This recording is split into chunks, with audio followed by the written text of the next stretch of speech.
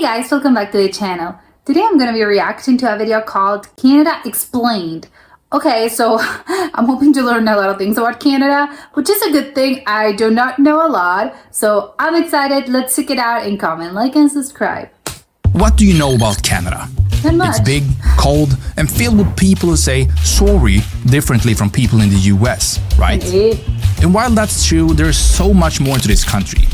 I mean, it's the birthplace of ice hockey, the home of polite lumberjacks drinking double-doubles, Denmark's worst enemy, and the country with the tallest they're Denmark's worst enemy because of the hockey thing? man-made building up until like 2010. Furthermore, some of the most famous people in the world are Canadian, and Canada has also played a key role in many international stories over the years. It's safe to say that this country is, well, amazing. So let's find out what we should all know about this country, as this is Canada Explained. Canada is the northernmost country in North America. It shares the land border with the United States at 8,890 kilometers. This is the longest international border in the world. Yes. And this is because Canada is absolutely massive. It is. With a total area of 9,984,670 square kilometers, Canada is the second largest country in the world by size, behind only Russia. I think it's crazy because seeing it like this, you know, it's big, but when somebody tells you it's 10 million kilometers, is what? This area includes 9,093,507 square kilometers of land, and with the remaining 11.76% being water. Canada also If I'm seeing a lot of white, so it's nobody lives here, it's ice. Has the largest coastline of any country, totaling roughly 243,000 kilometers. So it's just water. Canada borders three oceans, the Atlantic, the Arctic and the Pacific. And this is why the national motto is Amari usque ad mare. Or for those of you who don't speak Latin, from sea to sea. With such a For 1 second, I thought the maple leaf, as it has three sort of angles, I thought, oh, does it represent the oceans? large area, Canada has many types of terrain. There are rainforests in the west coast, flat plains in the west and center, boreal forests in the center and east, and tundra in the north. I did not know they had plains. I thought it was just forests. Canada also has around 52,000 islands. The highest point in the country is Mount Logan, which stands at 5,959 meters in the St. Elias Mountains in the Yukon Territory. The largest lake that's entirely within Canada is Great Bear Lake in the Northwest Territories, which has a surface area of 31,328 square kilometers. It looks massive because even with this sort of geographical view, you can see it's huge. Canada's deepest lake, at a depth of 614 meters, is the unfortunately named Great Slave Lake, also in the Northwest Territories. Well, maybe Canada's longest river is the Mackenzie River at 4,241 kilometers long. With Canada's immense size, it only makes sense that it's a country rich in natural resources. Some of the most important resources are lumber, agricultural products, oil, not a surprise since they have so many woods, gas and mined minerals. And while fishing is still an important industry, it's not as key to Canada's economy as it was in the colonial era. Perhaps that surprises me because given the fact that they are surrounded by water, how come fishing is not a bigger industry? most important natural resource in Canada, historically, is beaver pelt. European demand for beaver fur led French and English explorers. Maybe innocently, I know that they dealt with pelts, but I had no idea they were beaver pelts, so it makes me sad. Trappers and traders to go further into what would become Canada, trading with various First Nations to secure the highly valuable pelts. And this is why beaver is Canada's national animal. For a long time, well, but if they continue to kill them, there are not going to be any beavers. Canada wasn't a hub for mass European settlement like other New World countries to the south. Why? And there are several reasons for this. Okay. But the major one is the climate. If you know anything about Canada, you know that it gets cold there. Like, very cold. The coldest temperature ever recorded was a negative 63 degrees Celsius at Snag in the Yukon Territory on February 3rd, 1947. Of course, most Canadians don't live this far north. No. They live closer to the US border in places like Vancouver on the west coast, where winters and summers see mild temperatures. It's more normal, to put it that way. And Canada's largest city, Toronto, is closer to the east and sees cold winters and hot summers. According to the 2021 census, Canada's population is 36,991,981. See, that to me seems very. I know it's sparsely populated. They only have 36 million people, which I know seems like a lot, but no, when you take into account this is a huge country. Nobody lives there. And official estimates today put that number at 38,939,056. Oh, you grew through a This million. makes Canada the 37th most populous country in the world, between Ukraine and Poland. There's Canada a lot of compromises 10 provinces and 3 lesser populated territories. With a population of 40,223,942, Ontario is by far the most populous province. Little Prince Edward Island is the least populous, with only 154,331 people living there. countries. Okay, no one. The second most populous province, Quebec, is notable for being primarily francophone. While the country's official languages are English and French, New Brunswick is the only province to be officially bilingual. With a city proper population of 2 million... I thought everyone sort of spoke French as well. Not in daily life, but I thought you kind of learned that at school. 794,356 and a metro population of 6,202,225, Toronto is Canada's largest city and largest population center. Toronto has been recognized as the most diverse city in the world, highlighting the importance of immigration and multiculturalism in Canada. That's The next incredible. largest city is Montreal, then Calgary, and then the national capital, Ottawa. Canada's form of government is a federal parliamentary constitutional monarchy. As part of the Commonwealth realm, Canada's current monarch is Charles III. Okay. His representative in Canada is a Governor General, I always forget they're still sort of beholden to the monarchy, to the British monarchy. a position currently held by Mary Simon. The head of government is the Prime Minister. Justin Trudeau is the 23rd and current Prime Minister, having first been elected to the Prime Minister's office in 2015. The national anthem is O How many years do the terms last? Canada, and the flag features a red field with a white square in the middle, in which sits an 11-pointed red maple leaf. And love this has that. been Canada's flag since 1965. The currency is the Canadian dollar, and did you know that Canadians call their $1 coin a loonie? It's crazy. It's true, it's not because they're crazy or anything like that, but because one side of the coin features a loon. Oh, as in, you're loony. Okay, never thought of this. And when Canada introduced a $2 coin, Canadians continued this quirky tradition by dubbing it the toonie. It's crazy. Canada's economy is highly developed and highly mixed. It is the 9th largest economy in the world, with a nominal GDP per capita of $2.14 trillion. This puts Canada's economy just below When you're into trillions, yeah, sure, that's bigger than billions, so yeah, it's a lot, I guess. Russia and just above Italy. The unemployment rate is 5.7%. Oh, The wow. value of Canada's export was $779.2 billion in 2022, and the value of its imports was $757.4 billion. I can't even read that number. I'm sorry.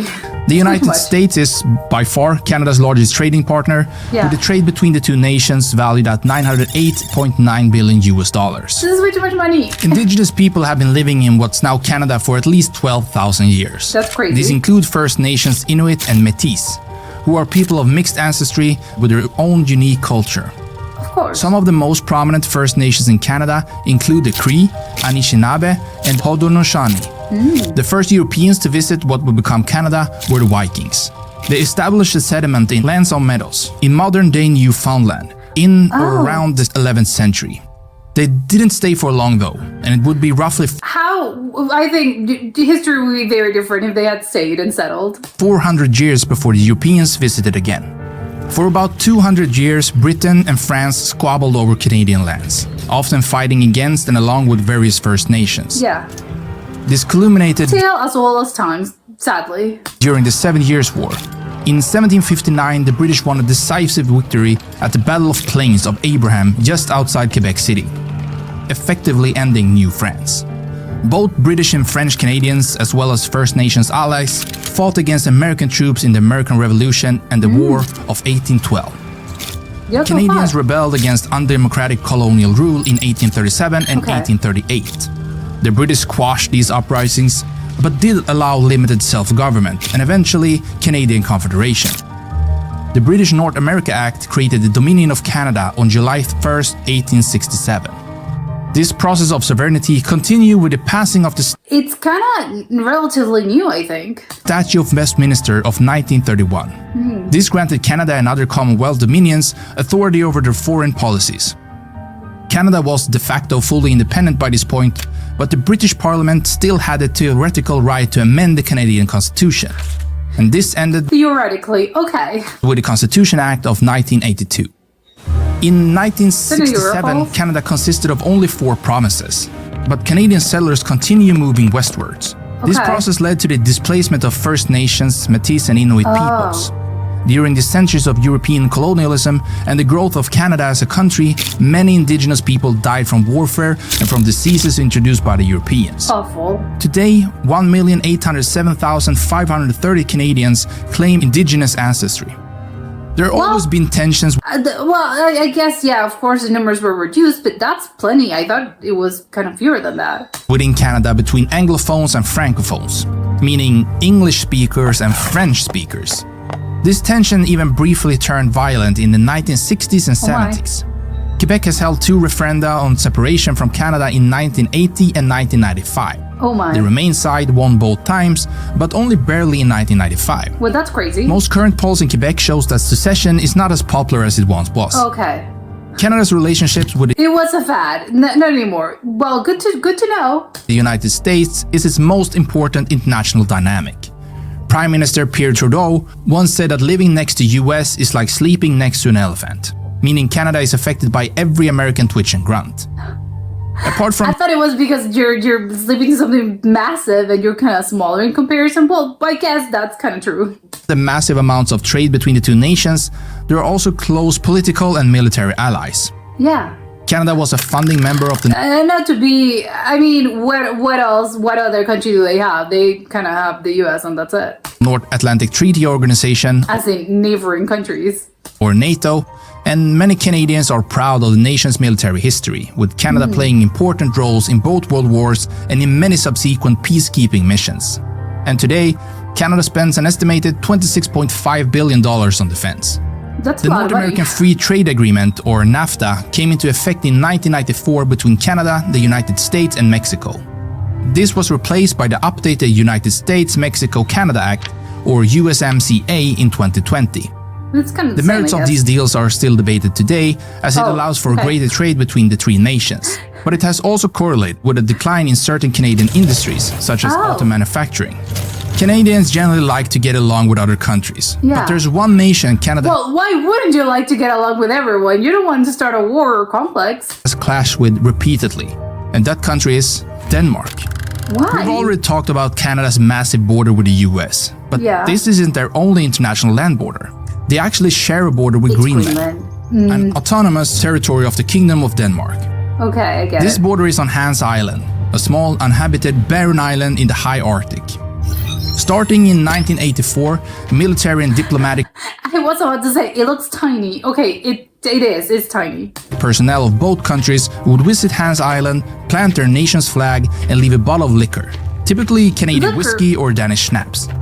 This good-natured whiskey war was eventually settled in 2022 when the two countries formally decided to share the island.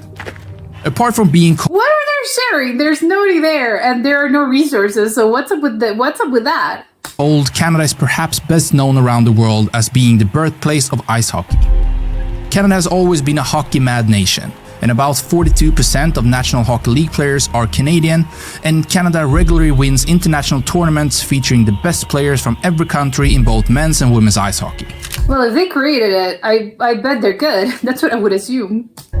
Some of the greatest NHL players are Canadian, including Gordie Howe, Bobby Orr, Wayne Gretzky, Mario Lemieux, Patrick Roy, Martin Brodeur, Sidney Crosby, and Connor McDavid. Okay, a lot of people. And other popular sports in Canada include basketball, curling, gridiron, football, and soccer. In fact, basketball was They're very sporty, apparently. invented by Canadian James Naismith. The highest scoring player in international play in either men's or women's soccer is Canada's Christine Sinclair. Canada is also proud of how many artists and entertainers the country has produced. These include actors such as Ryan Gosling, Jim Carrey, Martin Short, Rachel McAdams, Elliot Page, and Simon Lee. In terms of music, Canada has produced mega famous artists like Celine Dion, Shania Twain, Nickelback, The Weeknd, Justin Bieber, and Drake. There's so many And people. as a country of immigrants, you can find every type of cuisine in major Canadian cities. And this includes foods like Jewish, Greek, Italian, Portuguese, Ukrainian, Chinese, Indian, Korean, Vietnamese, Arabic, Ethiopian food. Everything. But in terms of its own cuisine, Canada is perhaps best known for poutine, a French-Canadian dish consisting of French fries, gravy, and melted cheese curds. And this stuff is as good That sounds incredible. I don't know, do they eat this in France? No, probably not. It's just, it's French-Canadian. for your mouth as it is bad for your arteries. Wow. The most Okay, you're not eating this every day, but once in a while, I bet it's fine. popular coffee chain is Tim Hortons, where you can get a double-double with a Timbit. And that's a coffee with 2 sugars and 2 creams with a donut hole. That seems a lot of sugar. There's just, well, depending on how you take your coffee, but okay, I kind of get it. It's coffee and a donut. The chain was co-founded by hockey player Tim Horton, and their locations can be found all over Canada. Though it's I would bet he's the most famous Canadian just by name recognition. I don't know who that guy was, but I know the name. now owned by a Canadian-US conglomerate. Oh, Some notable okay, take that back. It doesn't belong to him anymore. tourist attractions in Canada include the CN Tower in Toronto, which has 55.3 meters high. It was, for decades, the world's tallest freestanding structure, That's crazy before to being me. surpassed by the Burj Khalifa in Dubai. Old Town Montreal and the Petit Champlain It kind of doesn't look that tall. I think that's what I'm surprised. neighborhood of Quebec City offer old world charm in North America. It's very pretty. Banff National Park in Alberta offers stunning natural I love a little peak. It looks kind of square. Love that. beauty, and the Bay of Fundy in New Brunswick features the highest tides in the entire world. Wow. Canada shares the Niagara Falls with the United States, but ask any Canadian and they'll tell you the more majestic falls are on the Canadian side. As the course. second largest country in the world with diverse population of almost 40 million and hundreds of years of history, it's impossible to cover everything in one video. Yeah. However, it's safe to say that Canada is a lot more than a bunch of polite lumberjacks drinking double-doubles, though there are plenty of those too. But what did we miss? Well- Comment below something you think everybody should know about Canada. Or go learn about another country in the world by clicking one of the videos on your screen right now. Okay, yeah, this is a great video. I think it's really funny.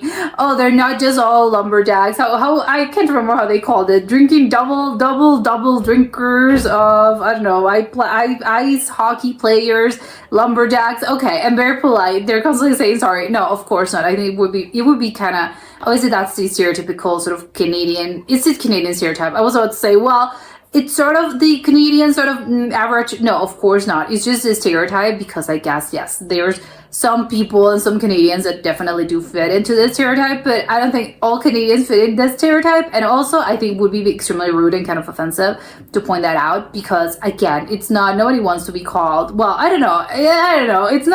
It's not bad to call someone a lumberjack, but I don't know, you're kind of calling them simple, I guess. That's I think where the offensive part comes from. And also, again, you're kind of calling them, oh, you're painting the whole country with one brushstroke, which again, not an appropriate thing to do.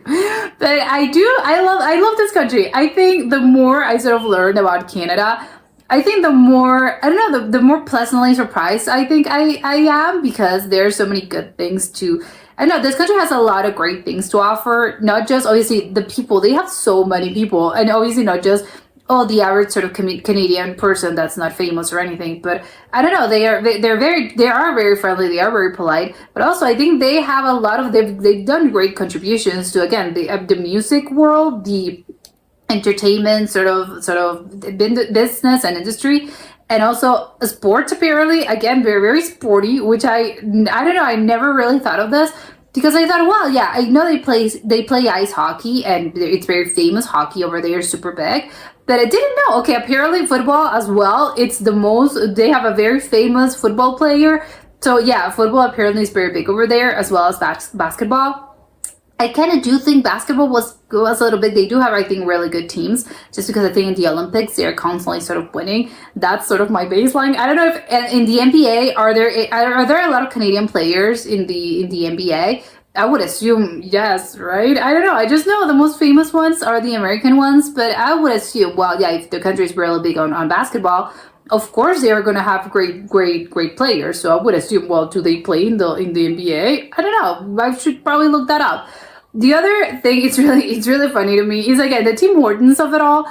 I would love to go to a Tim Hortons because I've heard about it. Everyone talks very fondly of a Tim Hortons and everyone says it's great, it's amazing. And it's really funny because I thought, well, Tim Hortons, I don't know, I thought it was just sort of maybe a name as in, I don't know, I'm trying to think of something else. I don't think there isn't an equivalent, but it's just, a random name that someone sort of used for their restaurant chain, but it's not someone, it wasn't an actual someone. But as in, I know, Auntie Anne's, the pretzels. I don't think there's an Auntie Anne. It's just the name kind of sounded good, probably. I thought it was something like that. Oh, it's a Tim Hortons. It's just, I don't know. It sounds good. It's very easy. It rolls off the tongue. So I think, yeah, if I'm naming a restaurant chain, I think, yeah, sure, Tim Hortons.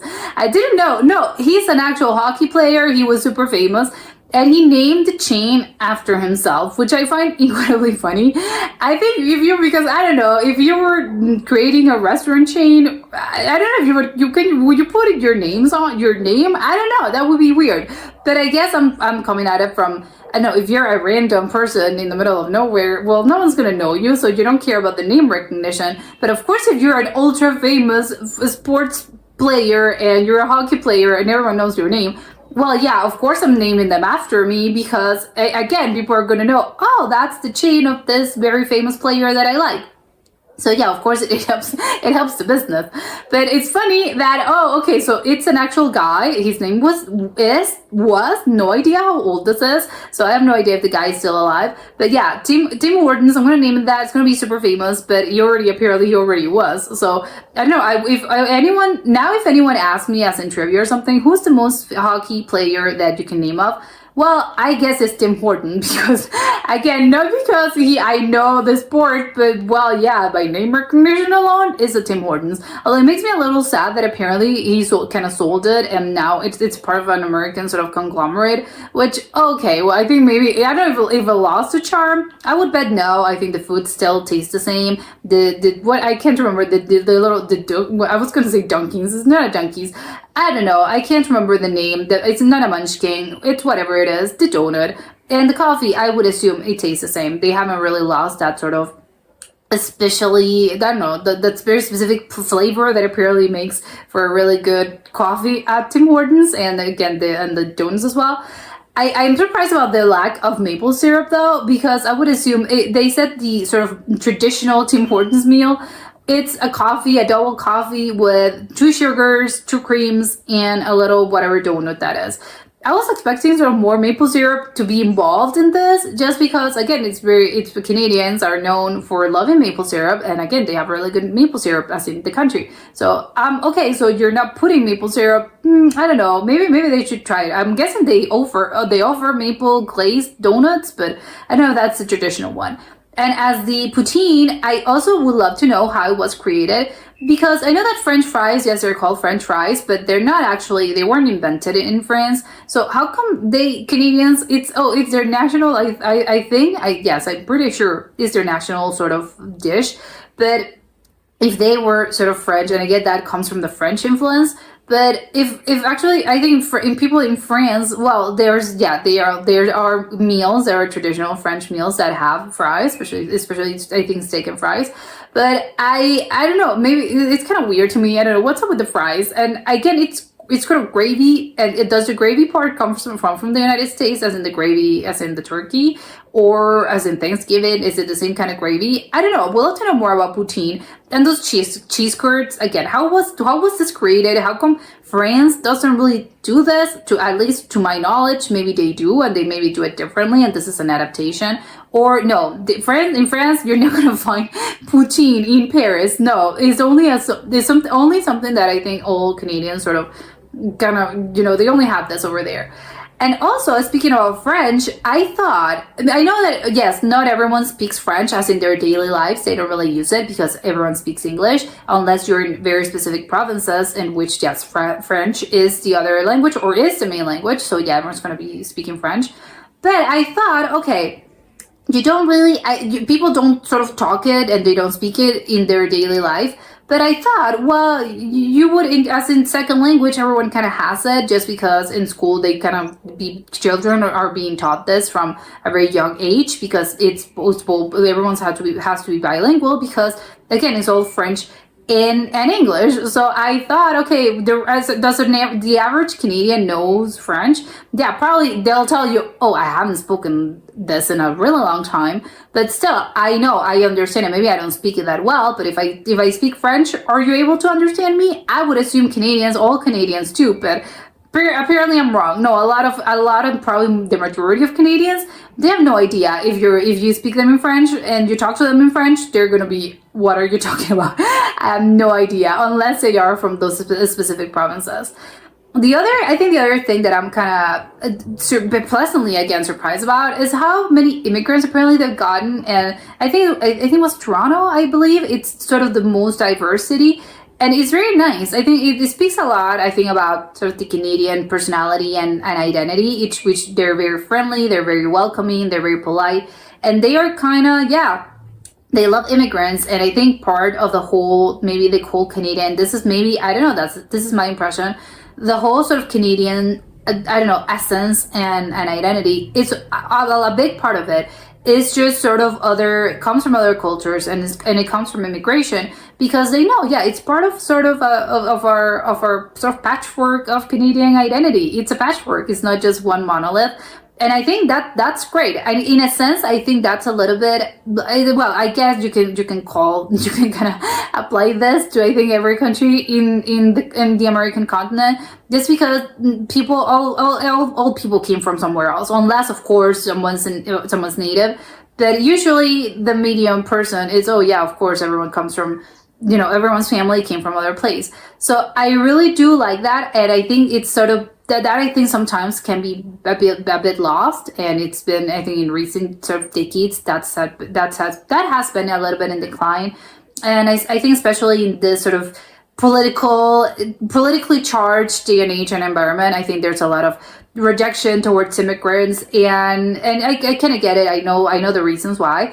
But it's good that apparently Canada, no, they are very happy about this, and they are still very welcoming, because they know a lot of immigrants sort of like, they build this country and they will continue to build this country, and that's kind of how you build places. So that's nice. And although I do have to say, sort of side note, I knew they had sort of, obviously natives were obviously they're natives to the American continent.